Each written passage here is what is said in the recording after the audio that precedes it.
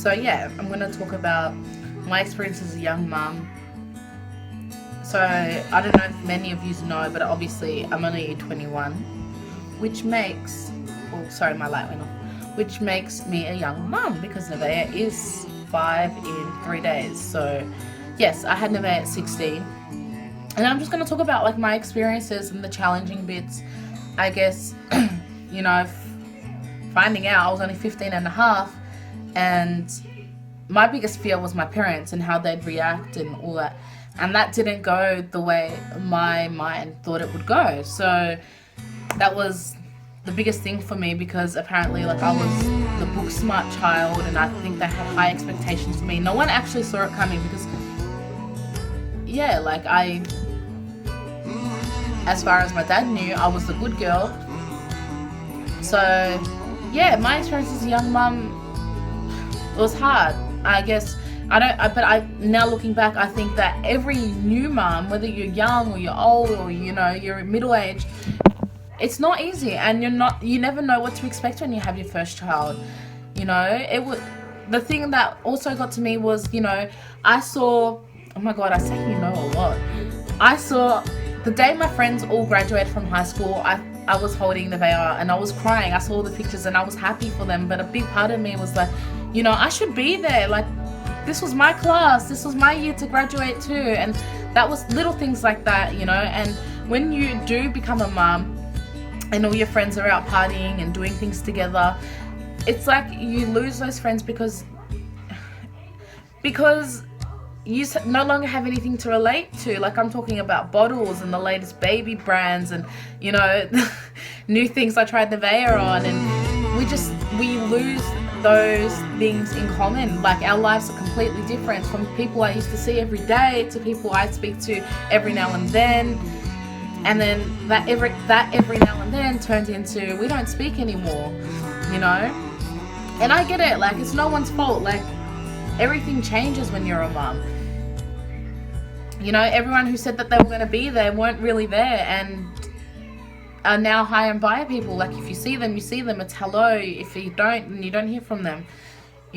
So that was probably one of the most hardest parts, is feeling like I was missing out on a lot of things.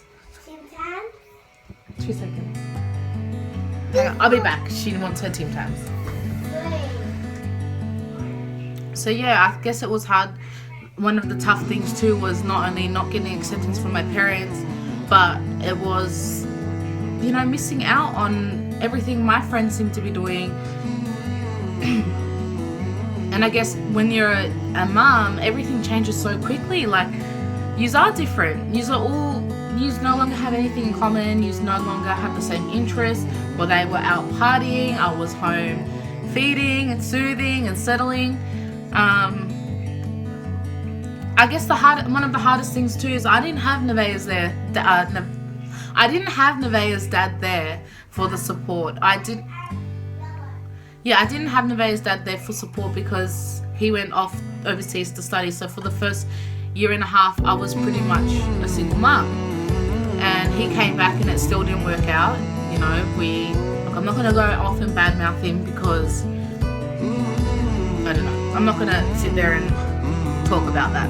But yeah, it didn't work. I guess I was already set in my ways. I was too used to being a single mum.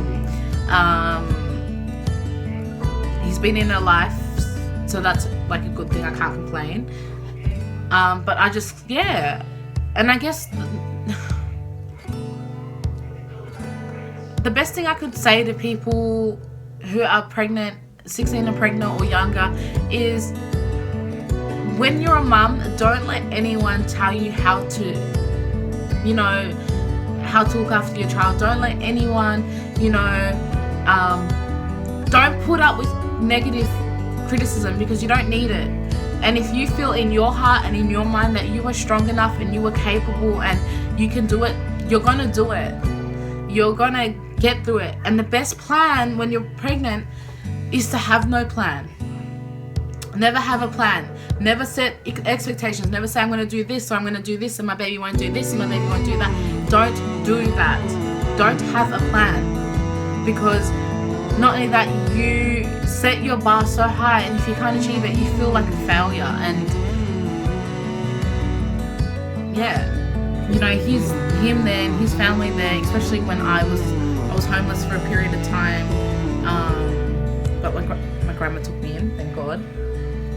Thank God for grandmas. I love her and I forever appreciate everything that her and my grandpa did for me. While I was going through all that. Yeah, so I didn't have my partner there. He went overseas. Like, I couldn't turn to his family either. I guess that the most hardest part would have to be being scared. Like, I knew that I wanted this baby. I knew that abortion was an option for me because in my heart I couldn't do it, and I know that I couldn't forgive myself till the day I died if I did do it. Honestly, I couldn't. So yeah, the hardest part was going through it and feeling so alone and not having anyone. But then when you have that baby, like, I'm not trying to advocate being a young mum. You know, if you can have safe sex, and if you don't know what comes under safe sex, then you're probably too young to have sex. But yeah, if it happens, it happens. And whether you want to have an abortion or give up for adoption or keep it, or, you know, that is entirely up to you. Only you know what is right for yourself, your future, and your heart. You know, at the end of the day, you know what's best for you, and you know what's best for life and for that child or whatever circumstances you're in. Okay, but if you are not ready to be a parent at such a young age, or, you know, you got to think about these consequences if you're sexually active. You've got to.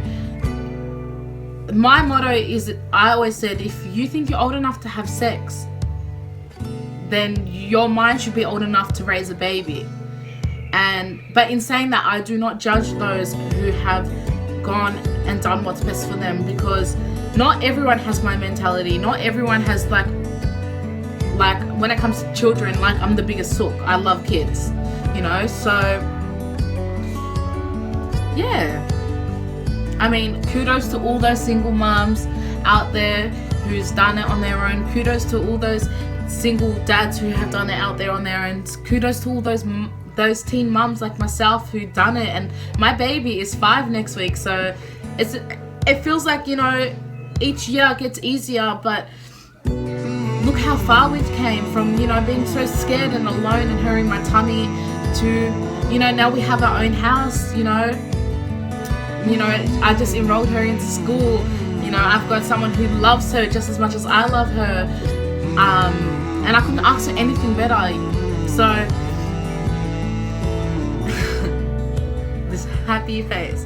But yeah, and another important thing is too, if you are pregnant, okay, whether you're young or you're old, the best plan to have is to have no plan. Don't have no expectations. Don't have no birth plan. Don't have any, because you don't want to let yourself down. Just go with the flow. Listen to your instincts. You will know your baby more than anyone else in this world. You will be able, with time, you'll be able to tell the different cries. You know, one will be for they're hungry, tired, they've done a poopy, they just want to cuddle, they just want to burp, they've got gas. You will know all these things as a mother, and these come with your instincts. So if you are pregnant, follow your instinct, have no plan, and just enjoy it, because it goes so quick. So quick.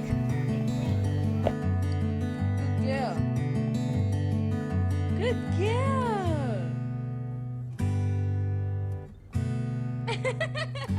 Put your tongue away. Up again. Good job.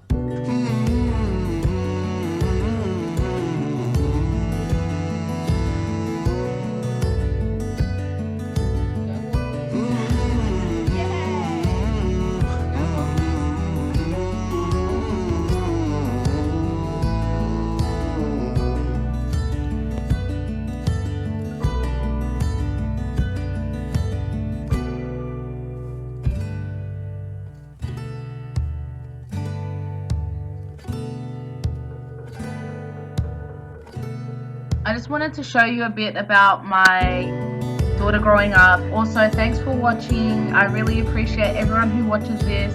I could not be more proud of the daughter that I have and how she's growing and learning, and I'm also so proud of myself. So remember guys, stay true to yourself, follow your heart, and just be happy, and never listen to negative comments and never take them on board. Just go out there and keep goals.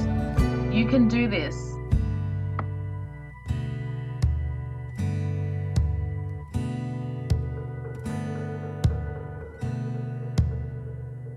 Thanks for watching that video. I hope you enjoyed it. This is my first love.